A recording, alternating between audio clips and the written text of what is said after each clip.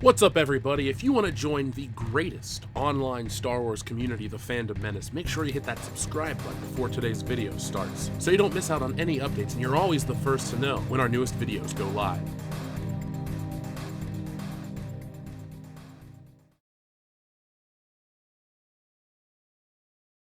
So, somebody you should never hang out with is Rian Johnson. Actually, worse. That's correct. Honestly, there's somebody out there that I consider more damaging to pop culture than Rian Johnson by a factor of 10, and it's Anita Sarkeesian. So, yes.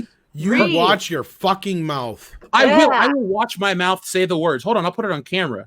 I don't know if she's as damaging, but she is definitely as annoying or almost more annoying.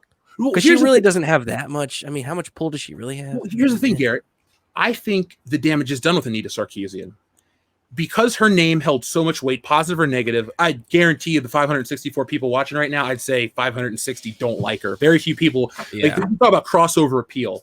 What she brings to the table, well, she has no appeal anyway, but what she brings to the table or takes away from it does not appeal to this community. So the reason I say I think she's the most damaging person in popular culture, even over Rian Johnson, is look, Rian Johnson didn't create Star Wars. He did ruin it. Anita Sarkeesian has created a form of critique, feminist critique, that has not only ruined gaming, but ruined comic books, ruined movies, because now her work, in quotations, has become the standard for a bunch of idiots. And so every once in a while, her candy ass will pop up online and say something stupid. And thankfully, she's finally said something in our sphere, because I have waited for literally years to talk about this ad nauseum.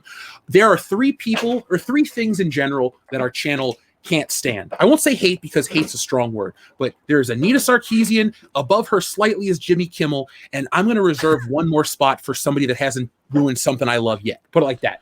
It could be, you know what? If the MCU... Is it Brie? What'd you say? Jeff. Is it Brie? Oh, Brie Larson. Jeff, you have to give Scott an honorable mention. Okay, yeah, Scott Mendelson. Yeah. Mention. Well, here's the thing. I'm going to have to call your mom and have her wash your mouth out if you say that word one more time. Mendelson? No. Oh, okay. Yeah, don't give the algorithm any power there. Do you know what the sad part is? Is it like Bloody Mary? She'll appear. I never realized about Exactly. Cher's real last name. I bet you $5 of those 4 people that Jeff said that are in the chat that liked her, one of them's her. 4 of them are her. So now, folks, we're not going to take the entire show to just rip on Anita Sarkeesian because whatever. That's not how I like to do things on World Class Bullshitters. Of course, we like to have fun at Rose Tico's expense. Of course, we like to make fun of Rian Johnson's giant round head. But we also don't go out of our way to be malicious. But when these people do stupid shit, we'll also call it like it is. So Anita Sarkeesian is back in the news, and I actually couldn't be happier because her ass has been opening up about Star Wars. Here we go. You guys ready for the fun? Oh, yeah. Anita Sarkeesian plays the victim after receiving pushback from women against disingenuous complaint of boob armor in The Mandalorian. You gotta love a title like that. That just rolls off the tongue, right? Yeah. Just draws you right in. So now, Garrett, working in the sphere that you work in, have you met anyone that knows Anita Sarkeesian? Not directly. No, Okay. surprisingly, actually. I mean, we're pretty like anti Anita, so I don't think we'd have a lot of crossover connections. The weird thing is, like, I moved out here, and my girlfriend, one of her closest friends, like, works and knows her in a sphere too. So it's so weird. Like, someone I know from high school too. Yeah, from high school. Somebody she's known for a decade or over a decade. Yeah. Like, it's so weird how we have that connection. But what I was asking you, Garrett, is before like this piece of news, how well had you known about like what she takes away from the pop culture discussion? Well, I mean, I've known about her since the good old days of like Gamergate and trying to figure out what that even is, because I kind of came into it at the tail end. I was like, who's this Anita Sarkeesian? I'm seeing a lot of like videos getting, like 20 times that she said the dumbest shit, and then it's like a montage of a bunch of different times she said really stupid stuff, and it's not really, low effort videos, just like roasting her. So I've known of her this whole time, and then throughout the year she kind of disappeared for a while because she got a bunch of money and then didn't really do a whole lot with her YouTube channel. And then I kept hearing that she was like has the ear of video game developers and then movie studios and stuff. So I know she's kind of connected Did she Hollywood. raise $160,000 and make one video? Yeah. Yeah. Well, the thing is with her though is like you talked about her being connected. That is why I stand by my statement about her being dangerous, because her ideals have influenced the world of pop culture. And this is one of those situations where you plant the seed, you wait for it to grow. The seed was planted almost a decade ago, 2013, 14, Yeah. so 6-7 years ago. We're now seeing the fruit that she, planted be brought to life, and it's nasty, acrid, nasty, terrible fruit, and you don't want to eat it. You want to throw it away and pitch it. In a nice way, it's a nice way of saying she has basically ruined the conversation about popular culture, because you have people who want to be intellectuals, who want to take the feminist approach, the Anita Sarkeesian approach, which is the very easy, lazy approach, where you bitch and complain that everything is racist or sexist or offensive, and then all you do is you bitch why you don't like something, and then you wait for everyone else to make it better. If she was out there making her own projects and her own movies or shows or anything, I make stuff, everybody out there that can make stuff should be doing it. Why? Because with the internet, you have 7 billion people out there that might want to, check out your stuff. But with her, well, I think you're right. You're right. She really did kind of create that model of find a fandom or find a thing that has nothing to do with you. Step into it, say, hey, you're not letting me in here. You're being exclusive. And then you step in and then say, okay, now you have to let me play. Now you can't play. I don't like the way you play, so you have to play my way. Now it's mine. You get out. That seems to be like the pattern that has like gone across all these different, like you were saying. I mean, you're totally right. Come across all these different spectrum of fandom. It's comics, movies, video games. It's the same pattern across the board. And it's not just her, it's her ilk, her sycophant kind of people. Anita Sarkeesian's MO is the white male European imperialist. That's literally her MO. exact people like, who run the world. That's literally what she does. So she's become the thing that she swore to defeat? Yep. Live long enough to see yourself become the villain. So, Tom, you've been aware of Anita Sarkeesian for a while, right? Oh yeah, I've heard her name before, but I'm not supposed to say it. Yeah, well, because I put it like sin. And unlike you, I don't make my mother cry. I want to go to hell. You're going to hell. No, just she's a fucking cultural locust. She is a cultural locust. I always call Parasite. her a pariah. Cultural parasite, Anita Sarkeesian. I should clip this and put this in a video. Gary, I think the way you described her in the beginning was perfect. Absolutely. And that's why I brought this cartoon into it here. Let me share this. It's exactly what Quarter Black Garrett was talking about.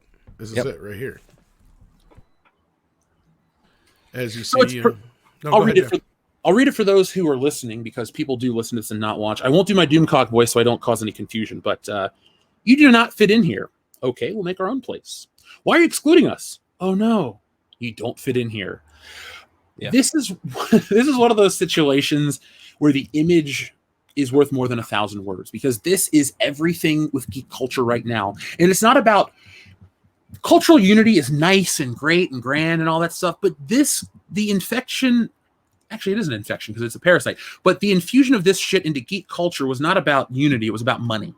Yep. Anita Sarkeesian isn't one of those people that I don't know what she's like in real life, but she definitely benefits off of the feminist frequency thing. There's a lot that goes on with this, but the whole mentality of you're being exclusionary and I need to be a part of it, you need to make it for me. The thing is, like, the stuff these people want to get into are decades old that people every year get into. Anita Sarkeesian, let's use a little of her own ammunition against her. She wants to talk about how terrible the gaming industry is, how terrible the gaming landscape is. Last time I checked, it makes so much more money than almost everything else. And I guess the thing about the gaming industry Anita Sarkeesian doesn't like is the toxic masculinity rises to the top. Folks, I'm not a Call of Duty fan, but it is the #1 selling game most years. There's something about a lot of women play it though too. Well, a lot of women do play, but that's the thing. It's like with Star Wars, and look at somebody like Jessie. Jessie was a Star Wars fan her entire life. She didn't need somebody like Rey or Rose or what's her face to get her into put her foot in the door. She was already a fan. She can quote the shit better than most people out there. Thank you. Yeah. But that's the thing with gaming too. I didn't even need a woman to do it. I got it and begin the shit. No. And I'm glad you said that, Jeff, because I want to take it back to the money thing. And I think you're right. I don't remember gaming being that big of a deal until it was a huge moneymaker in recent years, to where they basically started surpassing Hollywood in their revenue. Then, like you just said, and before that, I don't think it was ever really a problem, you know, having women into video games. Because I know they've figured out a long time ago that, you know, a lot more women were playing video games than they thought. And that's why games that are more feminine driven and leaning have been more popular, like Animal Crossing and shit like that. Well, hold on. Now, Anita Sarkeesian is responsible for that skewed statistic, because what the actual thing is more women play more mobile games. Somebody like Anita Sarkeesian wants to conflate that those mobile gamers equal console gamers, which then the people who make the console games look at the demographic chart and they think, well, shit, 67% of our gamers are women. The thing is, they're stacking the statistics to skew the image she wants to show to the world. Or they're probably using Nintendo numbers, because I'd be willing to bet now Nintendo probably skews a little bit more female than the other two. And that's just it's just the type of gaming they have. And because I know a lot of women who are into like things like Mario and stuff like that too. This was a cited thing though, Tom. Like, this was somebody like blew her up for this when it happened too. Like, it's a documented thing that she purposefully uses statistics from mobile gaming. Right. Yeah, she's dishonest.